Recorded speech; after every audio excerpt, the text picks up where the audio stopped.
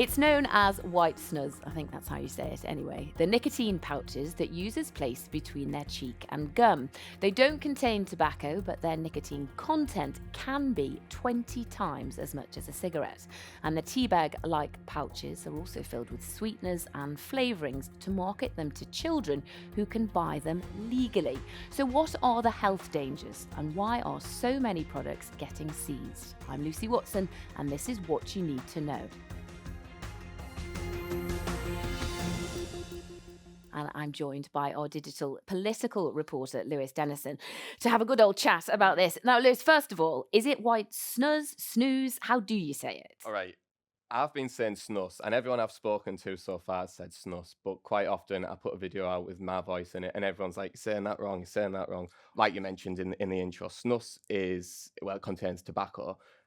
Nicotine pouches don't contain So tobacco. white snooze doesn't contain Doesn't tobacco, contain but tobacco. snooze does. Yeah, but out on the streets in the real world, no one's calling it nicotine pouches. Everyone's just calling it snus or white snus. And yeah, it's like you say, it's a little tea bag that you put behind your lip, and it's meant to stop you needing a cigarette. But the problem is, lots of people who never smoked at all have been taking them and getting addicted to nicotine. Now, I first knew about this a couple of weeks ago when it was mentioned that you were doing a bit of an investigation into it. This morning, on my way in, grabbed a coffee, sat on a bench in the sunshine before I had to come into the office. And sitting next to me, young guy, 29, that's young in my book. And we got chatting about, what we were doing with our days, where we were working. And I told him I was chatting to you about white snus, thinking, well, have he even heard about it? Maybe I can enlighten him. And he said, half my friends use that. Oh, and I said, really? He said, most of them are semi-professional footballers and they use it. And it's really, really common in grassroots football. And he said the others just kind of use it when instead of having a cigarette. But when I first heard about it, the first thing I thought was, what is this? Mm. And then when it was explained, it's this thing that you put in your between your gum and your lip. And I suddenly thought, the only time I have seen this is footballers, Premiership footballers, Premier League footballers in the dugouts putting it in their mouths. Why are footballers so into it? Well, it's one of those things, isn't it, that you've never heard of it until you hear about it, and then you notice it everywhere. But yeah, footballers were the first group of people to make these popular. There was a study by Loughborough University which found 1 in 5 professional footballers are using it, Wow. and that includes women as well. That's across the board. That seems like a hell of a lot to Mm. me. There's Is varying. this kind of in place of chewing gum? Is that the thing, or is I it? mean, we don't know exactly why different footballers take it. There's been a few interviews given. Some people say it helps relax them after a game. Others say it helps them concentrate in training.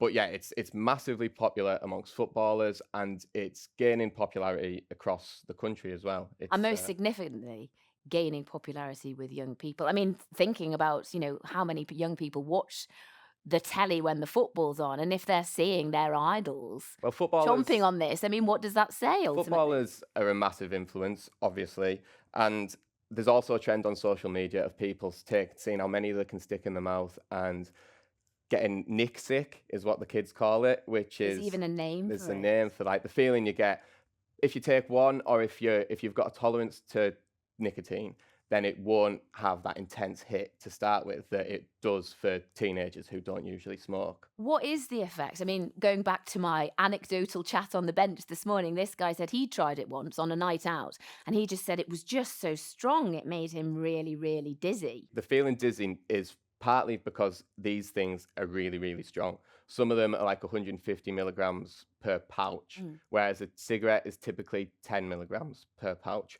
So people are feeling that intense nicotine hit. So that's making them feel sick. But then people who smoke or people who get used to them, they don't feel that sickness and dizziness. Okay. They There's like a feel, tolerance that yeah, you get. exactly. They've got the tolerance, so they're feeling their need for nicotine or their need for a cigarette is being satisfied with these pouches. Mm. That's the idea.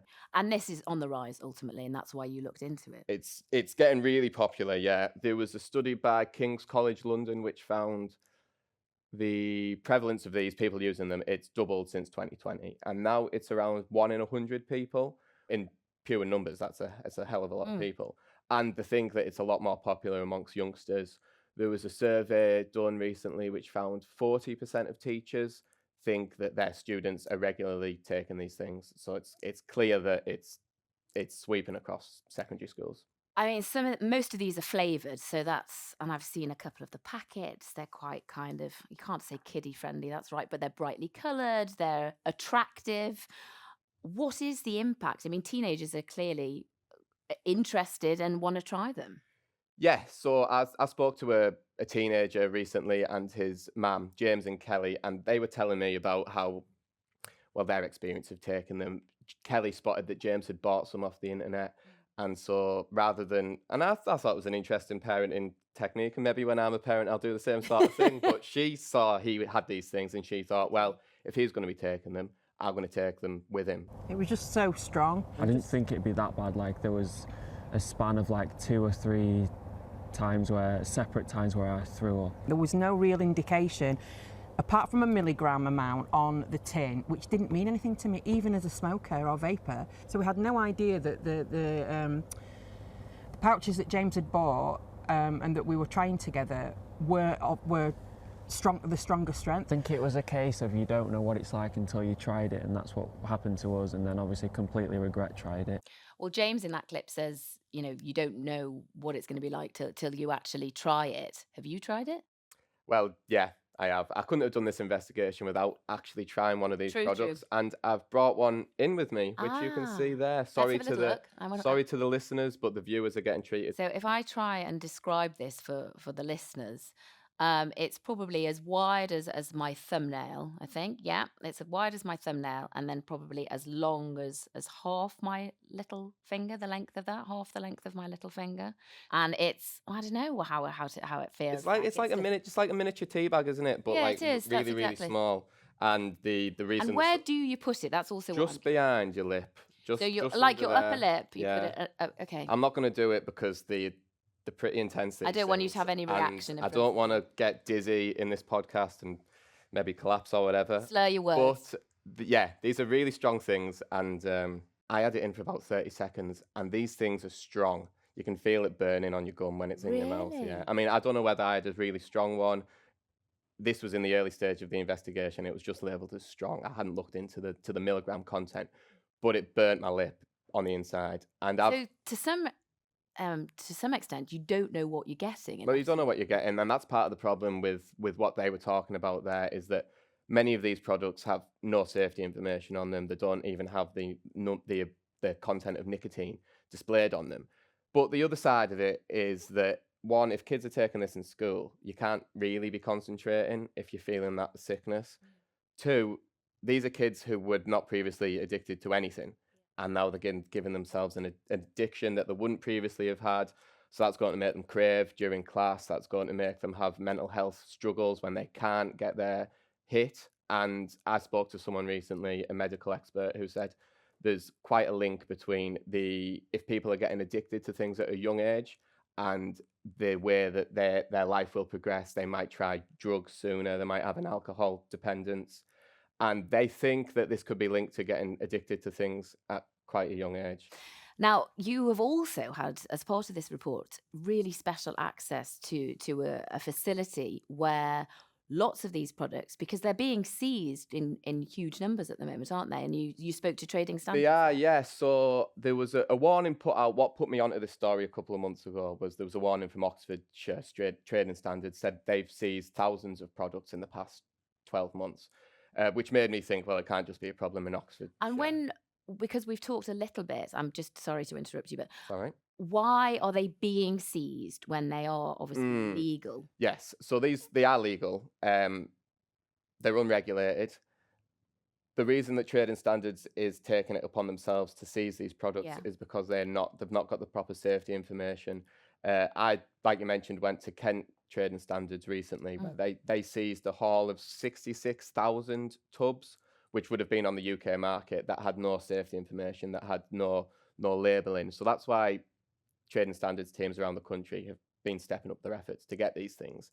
And there's been a huge increase, between 100 and 120% increase in the past 12 months. And since 2023, there's been an increase. Other than in Westminster Council, in 2023, Westminster Council seized a lot of nicotine pouches. Other than in Westminster, there's been a percentage increase of something like 1,000% since 2023. And that's because this is a new product that it's just flooding the market. And because there's a new law coming in soon, they're trying to get as many products into the UK as they can. And what is that new law going to say? So the new law is the Tobacco and Vapes Bill, which everyone's heard about. It's the bill that's going to slowly phase out smoking and ban disposable vapes. But it regulates a whole load of nicotine products. Okay.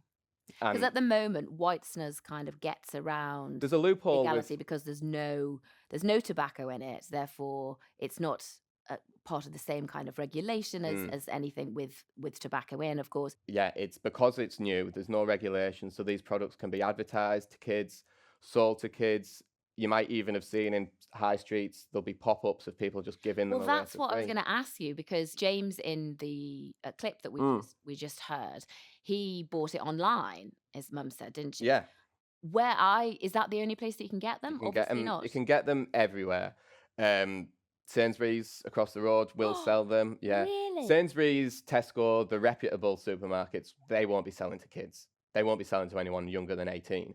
But it's totally legal for anyone to sell them to kids. And James, that I spoke to, he said a lot of the kids at his school, they just go into the local corner shop and it's legal for the shops to sell them. And the corner shops are the type of places as well, no offense to corner shops, that might have the unregulated products, whereas I think we can trust Sainsbury's, Tesco, Co-op, they're going to be all right. Now, we talked about the law that's soon to come in. What is the government doing then, ultimately? Have you had a chance to speak to them? I have, yes. I spoke to the Education Secretary about a whole range of things. But I also asked her about nicotine pouches because it's part of her brief in that they're massively popular in schools. The Tobacco and Vapes Bill is going to stop them being marketed to children, Okay. and it's going to stop them being sold to children. But that's it. And contained within the bill is the ability for the government to react quickly and further regulate nicotine products.